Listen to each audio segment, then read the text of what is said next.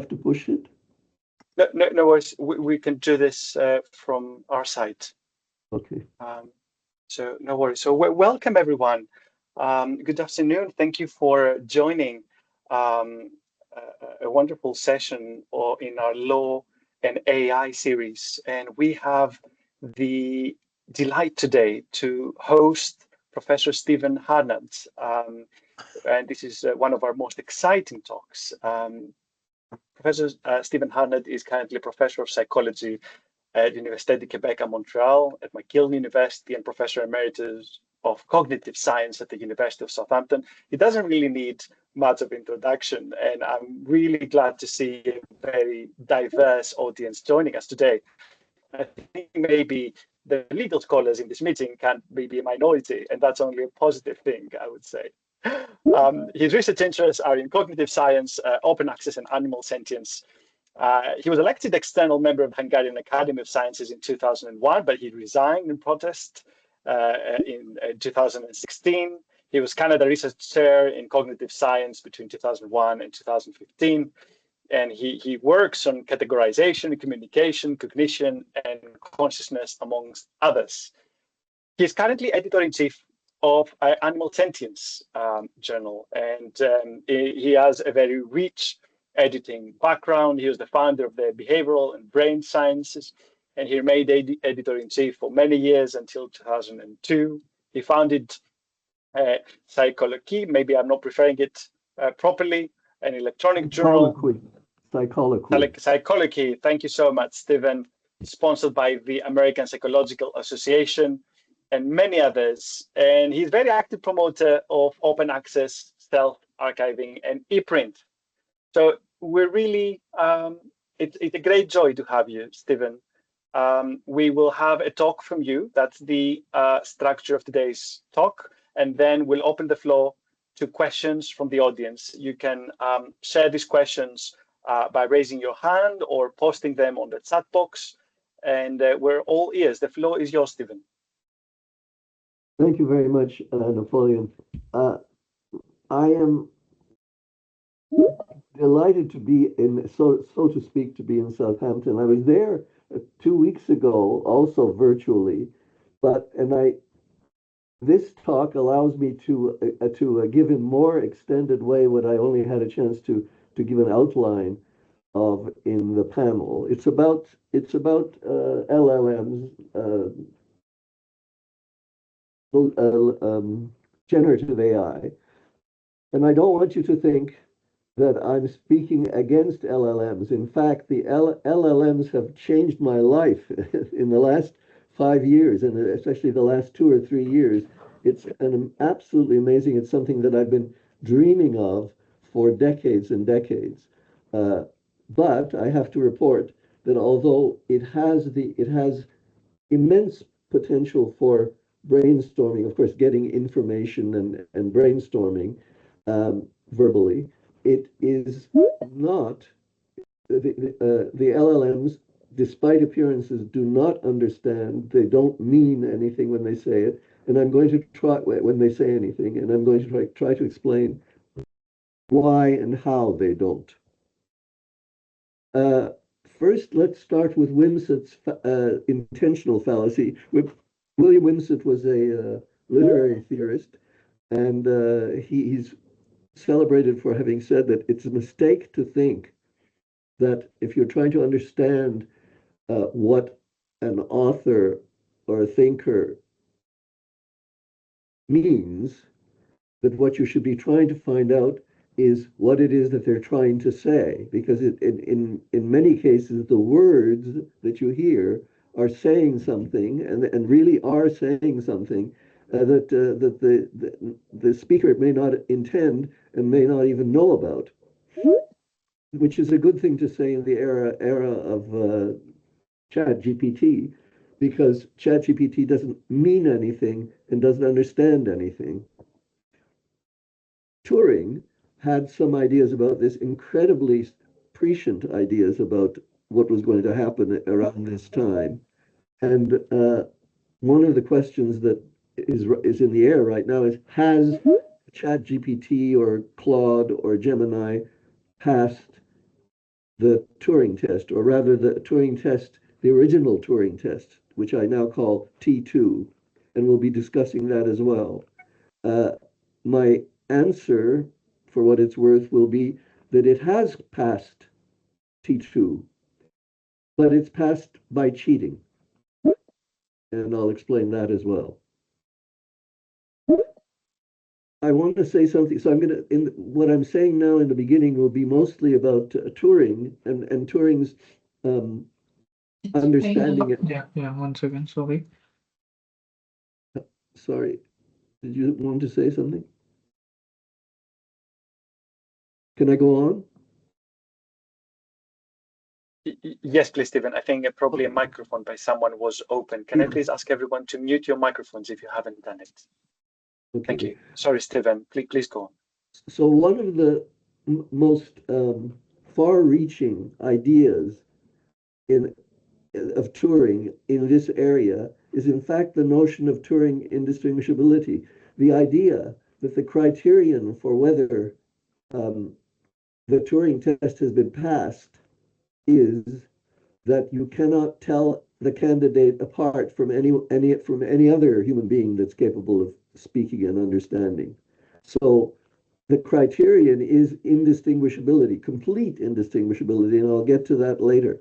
But I want to suggest that in reality, Turing is very traditional here. It's empiricism. It's saying that uh, if there's nothing that you can objectively observe that distinguishes the candidate from any other person, then you have no grounds for making any distinctions about whether or not they are, in Turing's words, intelligent, and which is a sort of a weasel word. And there have been many other weasel words since then. And the one that's most often used is understanding and consciousness. The journal that I edit is not called Animal Consciousness, it's called Animal Sentience, because that's the non-weasel word for what it is that people really mean when they're saying these things.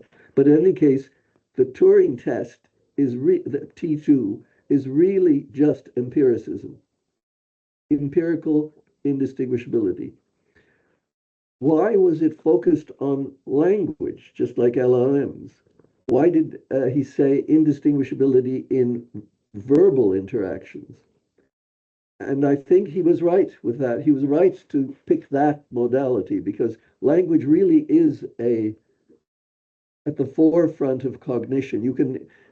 There's a thesis by Gerald Katz to the effect that any any natural language, any human natural language, can express any proposition that could be thought by a human being. And that's one of the reasons that T2 is so general and the challenge is so great. And I will confess, frankly, that for a decade, I've been denying bald-facedly that it will be possible to pass T2, which is the verbal version of the Turing test, with computation alone. Now, I said that, in my opinion, it's been passed now. But the reason I say that it's cheating is because it's not passed by computation alone. It's passed by computation plus an enormous superhuman database of words generated, some of it in books, some of it in journals, some of it in chat discussions by human beings, thinking, understanding human beings.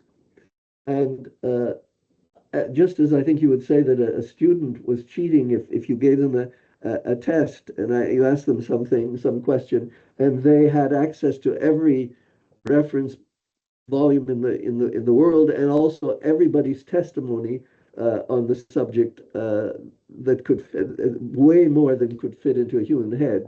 You would agree that the mark that was gained on that test was not a fair mark, and that was cheating.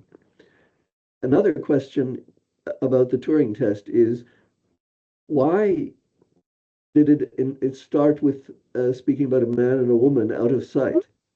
And that's very easily answered, which is that Turing did not want the test about the candidate's verbal capacities to be biased by what the candidate looked like.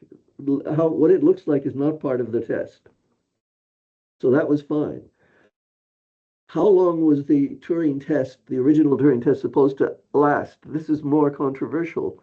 Um, Turing explicitly said, this is not a Gallup poll. This is not a matter of people voting on whether it's a human or not. Although he did speak about, he made the prediction that in 70 years, 75% of the judges would be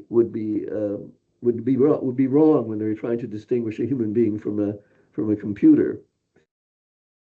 But he didn't say that that was the Turing test. That was just his benchmark for 70 years later. And 5 years after that, 70 years later, which is now in the LLM era, the benchmark has been vastly overpassed. If I don't know what your own individual subjective views are, but I won't deny that as a person who is extremely skeptical, I've been completely won over about the fact that it talks, except for some of the errors that it makes that are now being called confabulation, but then human makes errors too. It's really uncannily as if it's an understanding person. And moreover, it is not repeating words from a standard text. It is recombining just the way human beings do, except what it's recombining. And I assume you know, most of you know how it is that it's doing what it's doing. I'll get to that a little bit later.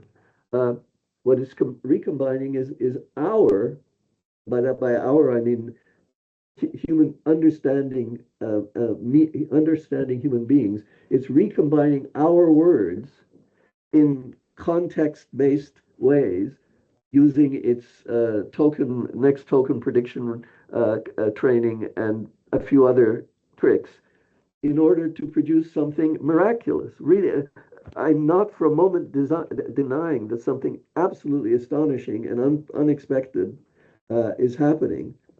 But I am denying that it's understanding and meaning, and you'll understand why as we go on. How long is the Turing test supposed to last? Well, on this criterion, Turing's criterion of indistinguishability, it can't be just a 5-minute, 10-minute test. It has to be a lifelong capacity. Doesn't mean that the test has to run for a lifetime. I've already been interacting with ChatGPT and Claude for a year or two, and that's enough. I know what it can do, and it really is indistinguishable from a real understanding person, but it's not understanding. The question was Turing a computationalist? In other words, was his criterion that whatever passes T2, I'll tell you what T3 and T4 are in a moment, but whatever passes T2, which is words only, words in and words out, does it have to be a computer? Does it have to just be doing computation? And here, I think I diverge from a lot of people that have thought about this, which is I do not think Turing was a computationalist. He is the co-inventor of the computer. He's the definer with the Church Turing thesis of what computation is, what mathematicians do when they're doing computation. All of that he is. But I don't think he meant to say that the candidate that passes T2 has to be a computer. It has to be, obviously, it has to be a causal device, and we have to know how it works because otherwise we're not learning anything. But he doesn't mean that it has to be a Turing machine. There might be a Turing machine that's equivalent to what it's doing, what the candidate is doing, but he doesn't require that it must be a Turing machine itself. And this is another very widespread error in the thinking here, not just about the Turing test, but there are many people who think that Turing's Turing machine implies that everything in the universe is a Turing machine, a computer doing computing. Some I won't mention any names, but some very famous people have taken that position. I think that's dead wrong, and pretty confident that Turing would say that was dead wrong too. He wasn't a singularity thinker or an IGA thinker. He was just talking about thinking. What was Turing's mistake when he spoke about solipsism? At one point, he said there are limits to the Turing test, the T2, the verbal version.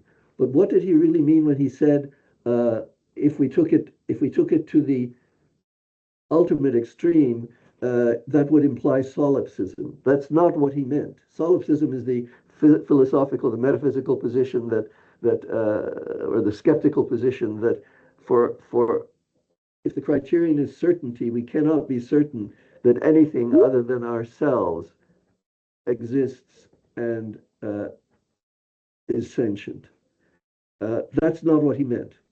What he meant was the Turing test, as he described it, T2, and when we speak about it, it's also true of T3 and T4, is just about, I'll go back to the thing that I said in the beginning, it's just about what we can objectively see, observe, and measure and confirm.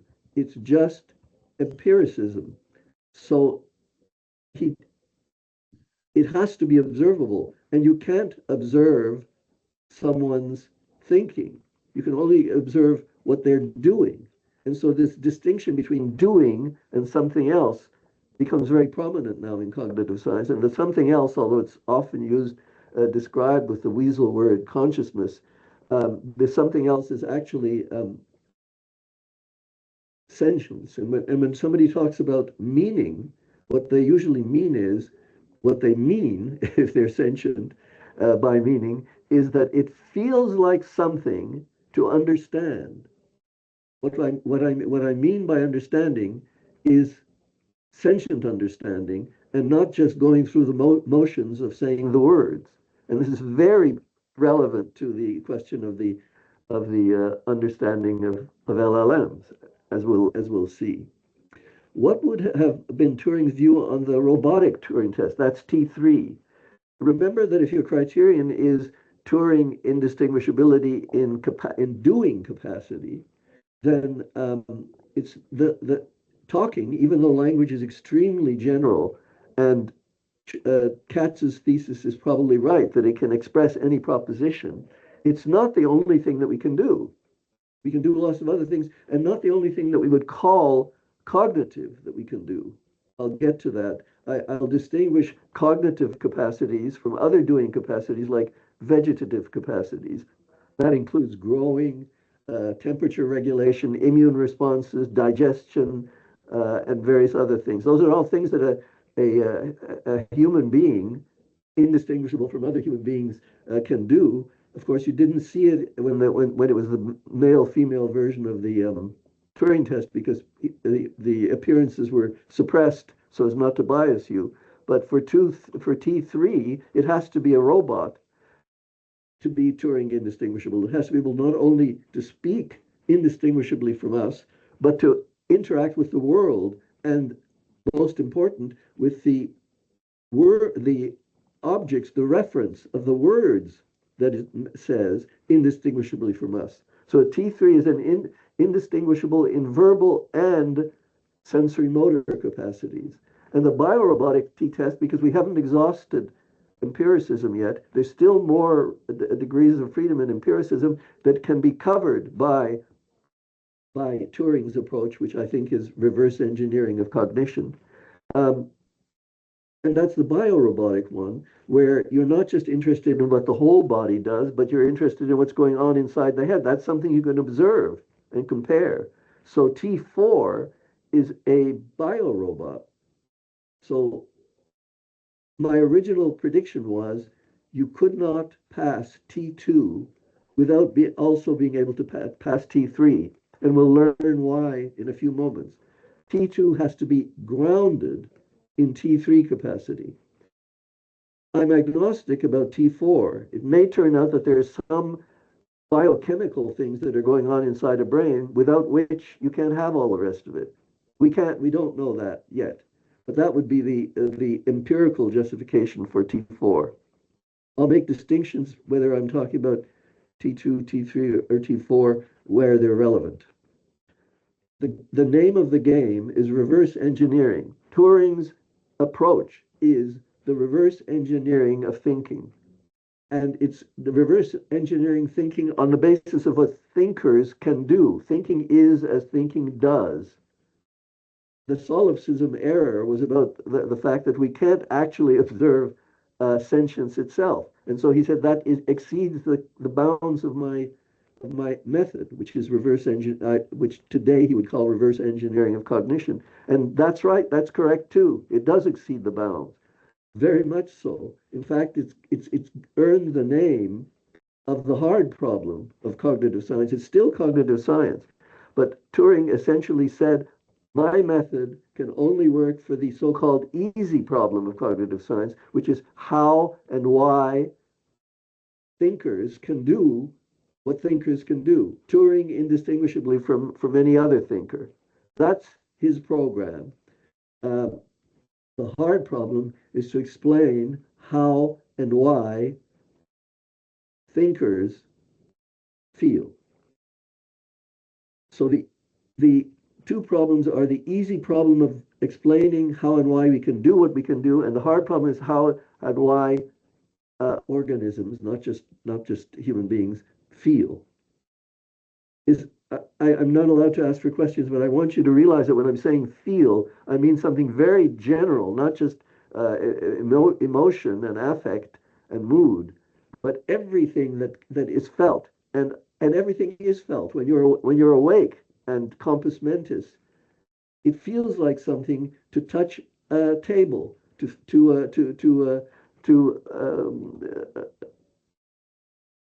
move.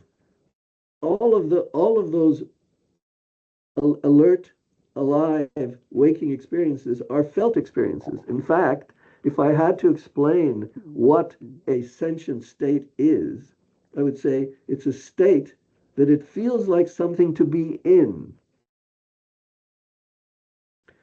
Here's doing, okay, and we're not alone in this. I mean, yeah, the thinking, the Rodin's thinker at the bottom is the invisible part. You don't know what's going on inside the. You know what's going on inside the head because of T4, but you don't know what's going inside the weasel word mind of the thinker because it's unobservable by anyone but the thinker, the feeler. The only one who can feel a feeler's uh, feelings is the feeler. That's what's behind solipsism, but we're not doing philosophy. So we don't worry. We don't really have to worry about other human beings. We don't have to worry about whether most animals are also sentient. The animals have to worry about the fact that we're not worried about the fact that they're sentient, or we don't believe it. I've often said that the when I ask whose problem is the other mind's problem, uh, my answer is it's the problem of the other mind if we we don't think it feels. That's the worst possible thing that could happen to any sentient creature, to be treated as if it weren't sentient. And we do that big time. But anyway, never mind. I may touch that a little bit in this talk. It's the thing that's the most important for me of everything. But here, what you're looking at now is sentient creatures, all the way down to. Did you recognize the bee on the left? Um, what's his name now? I can't. It escapes me. There's a there's a wonderful invertebrate biologist whose specialty is the behavior and the thinking and the sentience of bees. Well, I can almost remember something Nitka. He studies bees.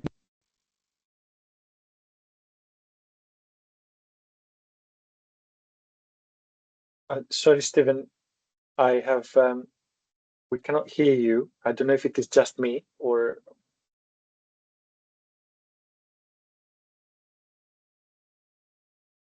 Hedvig, can you confirm if you can hear Stephen? No, I can't. I can't hear him. Did I suddenly fade out, or have I? There Oh, you, yeah, now you're back again. yeah. Perfect. Perfect. Okay, sorry, I don't know what happened. But anyway, above the thinker is the famous octopus that found coconut shells and they thought they would make a good shell. These are naked mollusks, and they're very susceptible. They're very vulnerable. They can't do what snails do and other mollusks do. So they sometimes protect themselves, and they're super.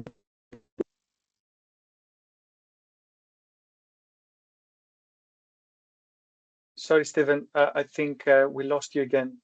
Let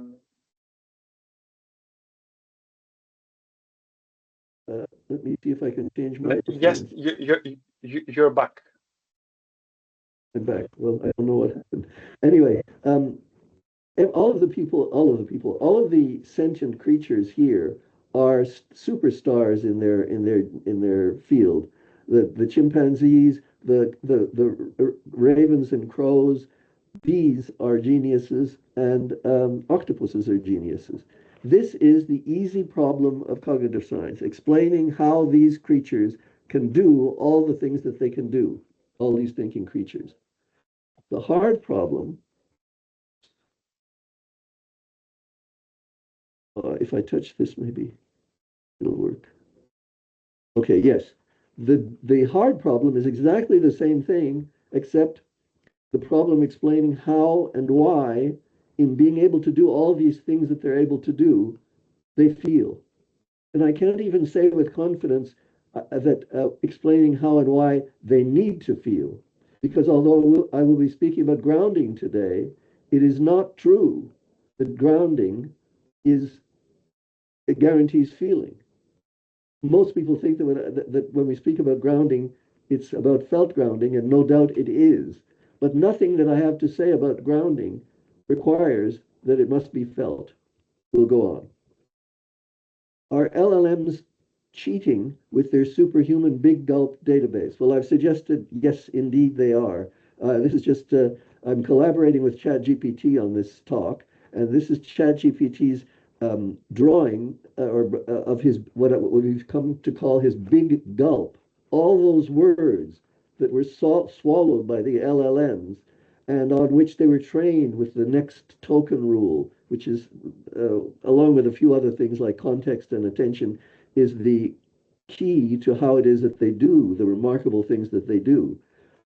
It explains how they do it, but it doesn't explain how it turned out that something like that was doable by those means. And the way I explain it now is they are not really understanding, but they really are doing things that are indistinguishable to a real human understander from really understanding. And I'll be discussing mirror neurons later on to explain why it is that I don't want to say that we're gullible. On the contrary, this was one of the adaptive advantages that mammals already had when they could read the minds of their babies and things like that. Darwin is responsible for mirror capacities. And it's because of mirror capacities that we are so impressed and surprised by what LLMs can do. The symbol grounding problem is what's behind it. There are two relevant kinds of symbols, mathematical symbols, which Turing was also interested in, but which do not have a symbol grounding problem. You can do mathematics, computation in mathematics really is just symbol manipulation. And we interpret the symbols. The interpretation of the symbols is not in the symbols. It needn't be, and you're not allowed to use it when you're doing a mathematical proof. All you can do is use the algorithm, the rules for manipulating the symbols. And the symbols are arbitrary shapes, whether it's in mathematics, 2, 3, 5, 6, wide, differentiable, all of those things, or in natural language, words like cat and mat. The problem is in natural language. What connects, what on earth connects cat to cats and mat to mats? And that's not even meaning. That's just reference. Why is it that cat refers to cat and Matt refers to Matt? And we'll talk about that briefly soon. But meaning, which is the right word to use, not the meaning of a word, but the meaning of a proposition. The meaning is a property of this sentence with a subject and a predicate and a truth value. The cat is on the mat. If you know what cat refers to, and if you know what mat refers to, and you have the capacity for propositions, which means the capacity for natural language, then you know what this sentence means. Now, on is a sort of a borderline case. It's a preposition, and it has some. Well, I'll tell you what hybrid properties it has. LLM words are ungrounded. That means they are not. I'll go back again. Cat and mat, and to a certain extent on, are content words. 99% of the words in the language and in the dictionary are content words. A content word is a word that has a referent. Cat points to cat, mat points to mat, and on sort of points to onness. Not all prepositions can be of. Of is really clearly a functional preposition. The doesn't point to anything. Is does not point to anything except when you're talking about being, and that's is being. To be is a multi, what's it called, poly. It has multiple meanings, and the predicative is that the cat is on the mat doesn't have a referent. It's just a function, like the determiner, the definite article, etc. I'm saying too much now about this. I have to go on so I can get through what I was going to say in the enough time to have. I'm disconnected again. Can no, we can hear you perfectly well, Stephen. Oh, I got a message that I was disconnected. Okay, sorry. LLMs words are ungrounded, and their propositions don't mean anything. By the way, LLMs are trained to confirm that. They'll say to you, actually, I don't understand a thing. But of course, they slip, because later on, when you ask them, look, I've just explained this to you. Do you understand this? They say, yes, of course I understand. So in the use of understand, they use it indistinguishably from the way we do. But they've been trained. Part of their strong training by their minders is to deny that they are really understanding. LLMs have remarkable verbal capacities, but no meaning or understanding. LLMs have no bodies or bodily capacities. They have no way to connect words to their reference in the world, except with words. And not their words, but the words that they got from their big gulp. But they do it. So, I mean, that's why it's so amazing. Once you've got somebody, we'll be discussing two different ways to learn the referent of words and the meaning of propositions. One of them is with bodies and bodily capacities, and it has to come first.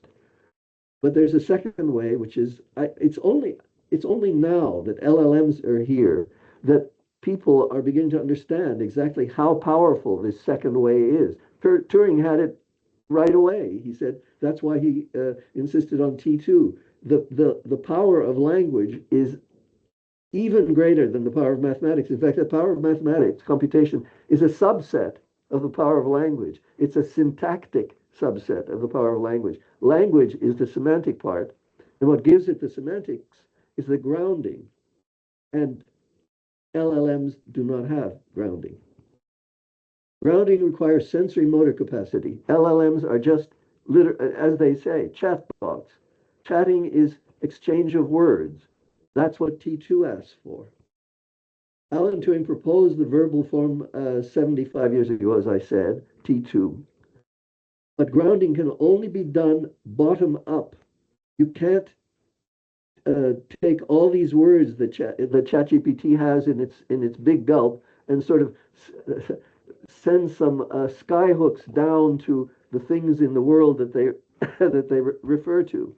There's nothing. All you can do is demonstrate that with words you can say anything to an understanding person about the things that an LLM has no way of knowing in a sensory motor sense. It only knows words, and I wouldn't say that it knows words about the referent. It doesn't have reference. The referents are out there in the world, and referents are not words. Referents are things in the world, cats and mets.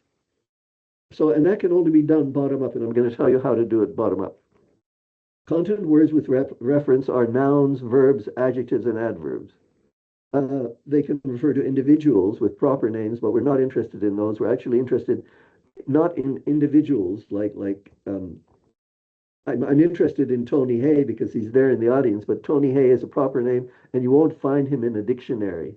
You'll certainly find him in journal articles and encyclopedias, but not in a dictionary. It's not one of the lexical entries of the dictionary. The lexical entries of the dictionary can, however, be very abstract. A cat is already abstract. By the way, all categories, all kinds are abstract because you need to abstract the features that distinguish the members of the category from the non-members in order to be able to identify and act on the category. All those other animals that I showed don't have language, but they do certainly have categories. And so that they already come well prepared if ever they evolve language. Cat is a content word with referent. Carry is a verb. It's a content word with a referent. You can point to carrying, and when you describe carrying in words, you're describing something that can be pointed to. Catastrophe is even more abstract, and if you think, some people like to say that grounding is impossible for abstract words, but that's not at all true. It turns out that abstract words are words that are grounded combinatorially using words, but they have to use words that themselves are either directly grounded or indirectly grounded with words, and it can't be indirect grounding all the way down. Catalyze is another one, a verb, so I haven't got time to dwell on that. So the bottom up grounding of content words starts with things, objects in the world, and with learning to detect the features. I use mushrooms very often because I'm terrible at sorting mushrooms, and I know that it's a life and death matter. It's based on detecting the features that distinguish, for example, the edible mushrooms from the inedible mushrooms. I usually tell my students that you'll never be let down by the mushroom world. The world may as well be just the mushroom world, and our only category may as well be which ones can I eat and which ones can't I eat. So the two ways of learning categories are the direct way, the bottom-up way that I've been speaking about now, sensory motor learning, in which we have, fortunately, they're not mechanisms we're aware of. The reason we're turning to cognitive science for this is we want cognitive science to tell us how we do these things. How can we do these things? We don't, by introspecting on all of the things that we can do, we're sentient, so it's a state that it feels like something to be in, to be able to do those things, but we don't know how we do them. We're waiting to hear. We have, though, in our brains, very prodigious feature detectors and category learners. Not only do we have them in our brains, but we have approximations to some of their capacities already now in deep learning, about which I was also skeptical for a long time, and now I'm not skeptical anymore. I'm not saying that deep learning is enough. Unsupervised and supervised learning is not enough to learn everything that a live organ,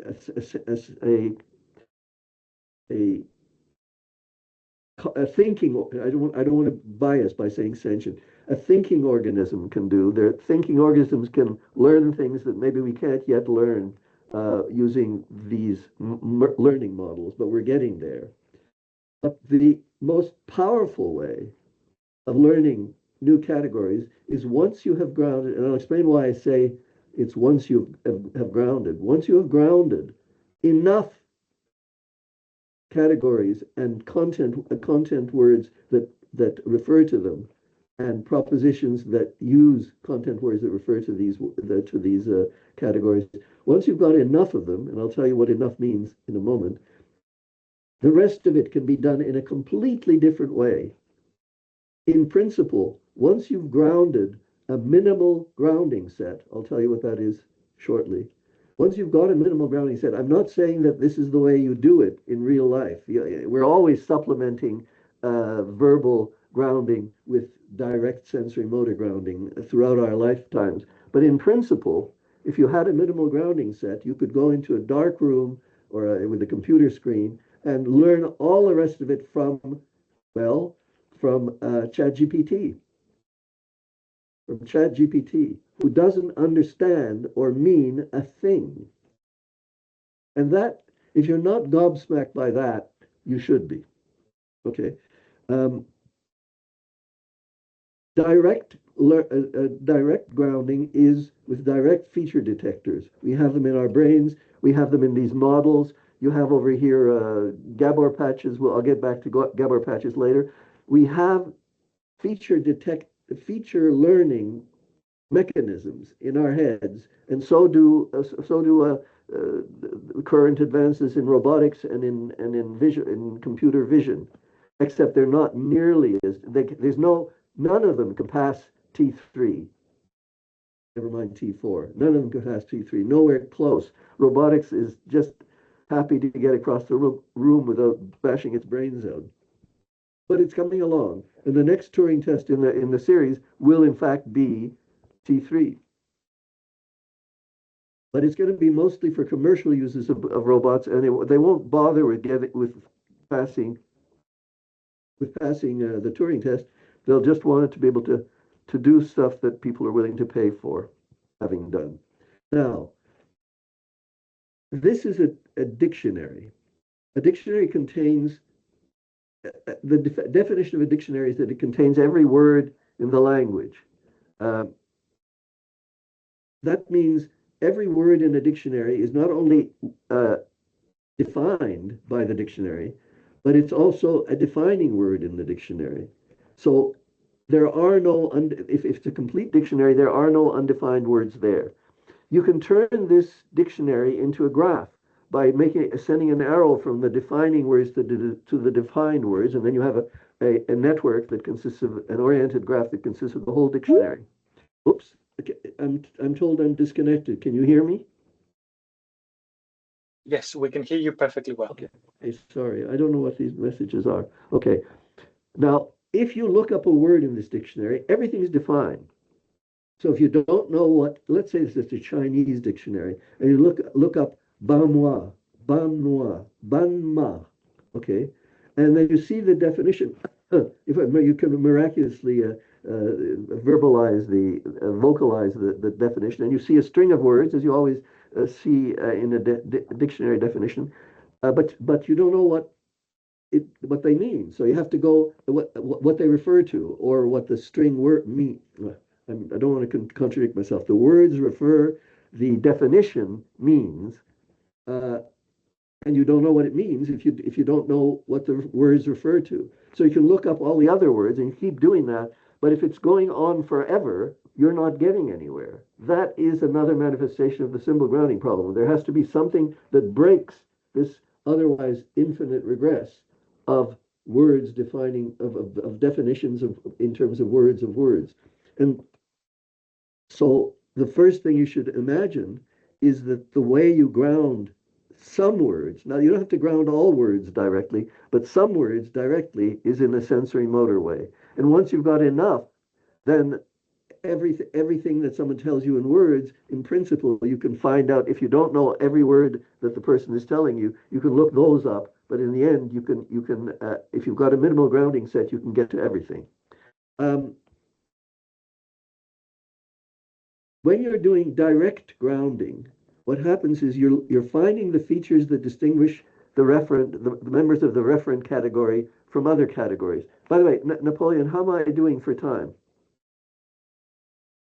I think maybe 5 to 7 minutes to have around 15 more minutes for discussion or so. Yes, I'll speed up. I will speed up right away. So what what happens, I'm going to describe a sort of an interesting side effect that gives you an intuition for how grounding works. Once you've learned uh, a new category, you get something that's very faintly like the rainbow effect for colors. Color categories were learned by evolution, and it took millions of years. So the way that colors pop out of the rainbow is a much stronger effect than you get for mushrooms. But with mushrooms too, when you learn with mushrooms and any new category that you learn, you get a very subtle change in your perception. And although I'm not saying that perception, which is something, a state that it feels like to be in, I'm not saying that it's the felt aspect of it that's necessary, but what's definitely part of it necessary is the feature detecting part of it. Um, and this is I won't, I'll just say that when you reduce, I got another thing, tell me if when you reduce a dictionary to its minimal grounding set, no, I'm not even going to tell you about that. I don't have time. Um, I want to get to mirror neurons. Mirror neurons are a remarkable feat that Darwin has accomplished with evolution, which is that if somebody we know we have it. Even before we discovered neurons, we knew we had this capacity, which is we can imitate. If somebody makes this, I don't know if you can see me, but if somebody makes this curved arm movement that I'm making, they immediately know how to make the same curved arm movement. And even here with another species, they can, from seeing somebody stick out their tongue, they can mirror it by doing it. These are mirror capacities, and they're there for birds imitating song, us imitating speech, us imitating accents. So we have these mirror capacities, us imitating facial expressions, us imitating tones of voice. But there's a much deeper function of this mirror capacity in grounding the reference of words and the meaning of propositions and of language through sensory motor grounding, the initial grounding, the one that gets you out of the dictionary go round, the one that breaks the circle in the dictionary. Uh, Talking, this one saying the cat is on the mat to someone else who for whom cat and mat are grounded, or they can look it up.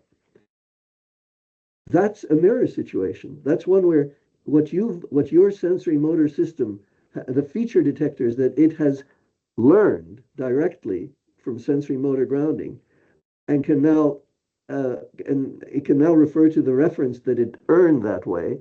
If the interlocutor also has it, then they're understanding one another, quote unquote understanding. What I mean is their interactions are grounded. There is no simple grounding problem there. They may be zombies, and like LLM, well, not like LLM. They may be zombie robots, but they are not ungrounded. Um, what did I do there? Yes, and now I want to show you an experiment, and then I'm finished. Okay, these are Gabor patches. It's a nest of unfamiliar patterns with lots and lots of features, hard to learn. And we do experiments with human participants to teach them categories of Gabor patches. And they do it with unsupervised and supervised learning. They're exposed to the Gabor patches. That won't teach them what's what. Then we do reinforced learning where we're rewarding them for calling one kind of Gabor patch lacamites and the other kind calamites. And they learn that. And once they've learned it, something remarkable happens, very much like the rainbow, less remarkable because it's very subtle and people aren't even aware they're doing it, but it comes out very powerfully in psychophysical experiments. This is the learning curve. This is people looking at these participants looking at these lacamites and calamites, not knowing what they are initially, and trying to say which one is which and getting feedback, corrective feedback, whether you're right or wrong, rather like eating mushrooms and getting sick when you eat certain ones and being nourished with others. So the feedback, gradually, if you're lucky, your feature detectors will pick up on what the features are. And then what this is that's the learning curve. But this is the perceptual part. This is discrimination. The blue curve is what happens as you learn to categorize. This is the your capacity to discriminate Lacamites from calamites. Whereas the green one is just Lacamites versus Lacamites or calamites versus calamites. In other words, these are between category perceptual differences, and these are within category perceptual differences. And the signature of categorical perception, which is, as I said, a very weak version of this rainbow, the the signature, what you see over here is that with the rainbow, reds look pretty much alike, and then there's a fuzzy area in between, and then it's yellows all look alike, and greens and blues. It's this compression separation effect or an accordion effect. You get the same kind of thing, much more weakly, here with the blue and green separation. I'm almost done, Napoleon, just what? And we did a control, I don't care, never mind. So the final, almost final thing is, when you if you're looking up Bangma in a dictionary, and a Chinese dictionary where it actually means zebra, all you have to do is get the definition of that a zebra is a horse with stripes. I know that that is not true and that it's an approximation, but this is just a definition, an approximate definition standing in for the principle. Once you get horse and stripes, if that's grounded, you get zebra. And if you're on the mushroom island, I think we'll see it here. Yeah, the symbol grounding problem you already know. When you get on the mushroom island, this is learning it the hard way, directly, by trial and error, throwing up, etc. This is if a mycologist arrives on the island who speaks your language and tells you in words which are the features of the edible and the inedible mushrooms. If you already know the language, and even if you already know the names of the features like red and long, etc., you can in a few minutes learn what took a lot of risky days and hours on the island. And I think with that, feature dissection. Yes, so the two ways of gaining features is by feature detection directly or feature description verbally. Zebra, horse, and stripes. I'm done. Okay, I'm ending. I'm ready for a question, and I'm gonna. What a fascinating talk, Stephen. I mean, there's part of me that I would like to just keep you going, and for as long as you would tolerate, because this is super fascinating, and I think I speak on behalf of everyone here in this room. So thank you. What a rich talk. I don't know where to start. There's already a discussion going at the chat, but I thought I would open the floor to everyone, and I wonder if it would be easier if you stop sharing your screen, Okay. so that how do I do we can see each other. Okay, how do I stop sharing my screen? There should be a button at the top. But stop if sharing. it's not easy, I got it. Okay, I did it. It's gone. Okay, wonderful. Would anyone like to take the floor, or shall I perhaps pick a question from the chat room? Mike. Yeah, I've been putting them into the chat. I mean, my first comment would be, not all humans would pass the Turing test, so when we talk about humans, generally, but you talked about understanding. Now, in behavioral objectives for teaching, people are told never put objective of understanding because you can't test it. You can have a task that demonstrates the understanding in some way. So how would you come up with a test for this word understanding you keep using, Stephen? I can't possibly do it, but Turing has fortunately done it for us. His criterion is once you can no longer distinguish the interactions, the verbal interactions of a candidate, whatever it is, from any other human being, you don't have to put a philosophical hat on. Don't worry about whether they're understanding. And if you can get close enough for that, cognitive science, the easier part of cognitive science is already done. But don't ask me to solve the hard problem of understanding. Okay, so I mean the other point I put in, you were talking about LLMs as in terms of the first LLMs before they had the multimedia capability. I mean, if you say, draw me a picture of the cat sat on the mat, it will draw a cat sat on the mat. It did do it. In fact, all of these pictures are collaborative with ChatGPT. Yes, it'll draw. What's amazing is the mistakes it makes drawing are very interesting as well because it can't actually see what it draws.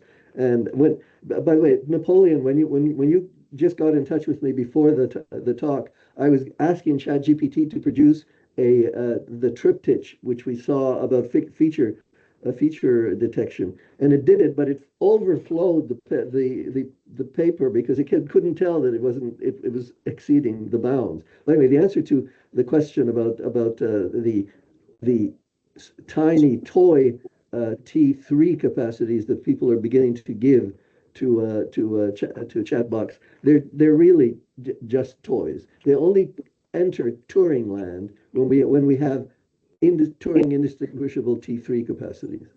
Robbie, but what?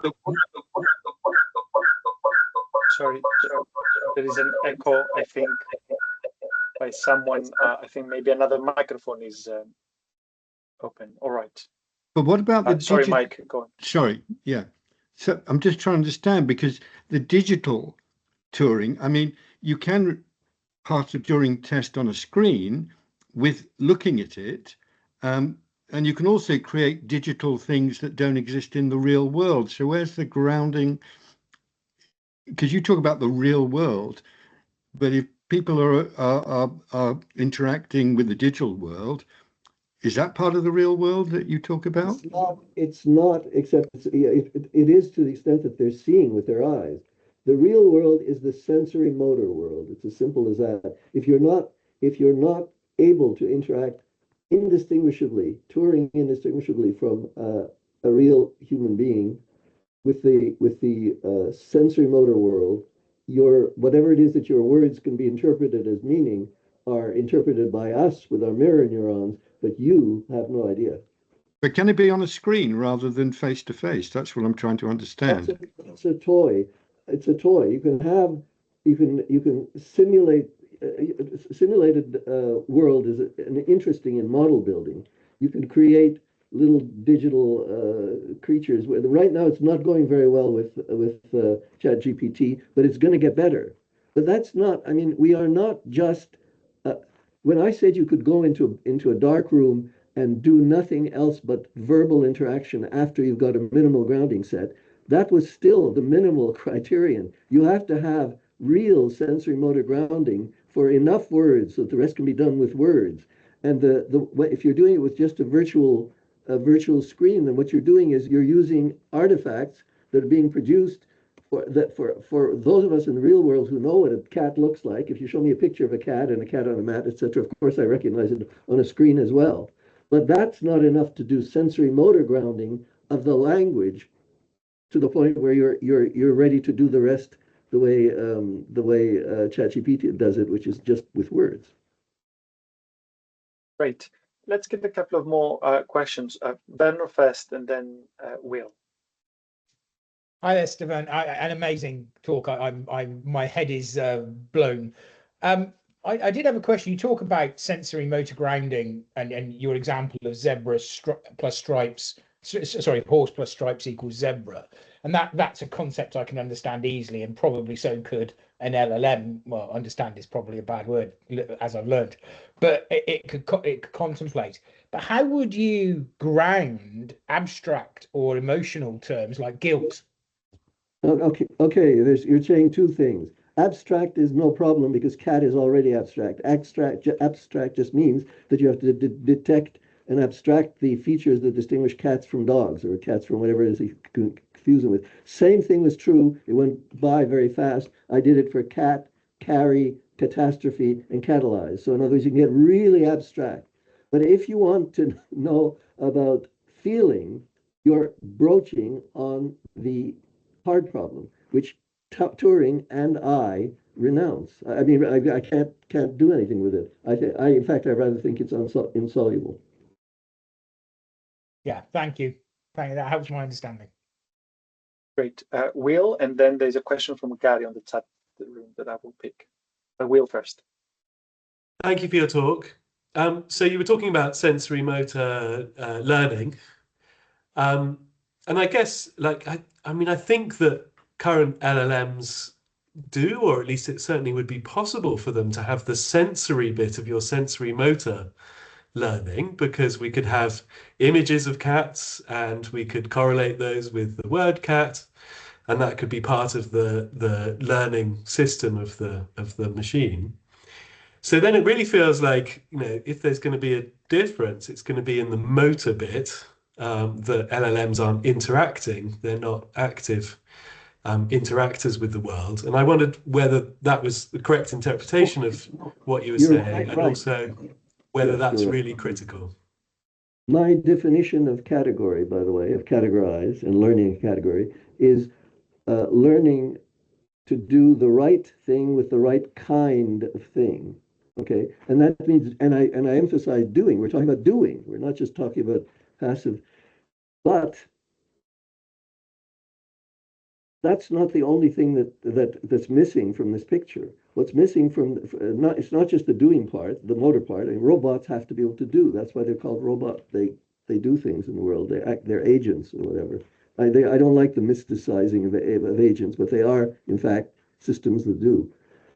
But besides that, the difference between a toy and Turing is the critical thing. You can do all kinds of sensory add-ons or even sensory motor add-ons, little sort of robot gadgets with an LLM. But when I said the only way to get up to the words is from bottom up, and by bottom up, I mean scaling up to them, scaling up to T3, not just adding little knickknacks and saying, now we've got one.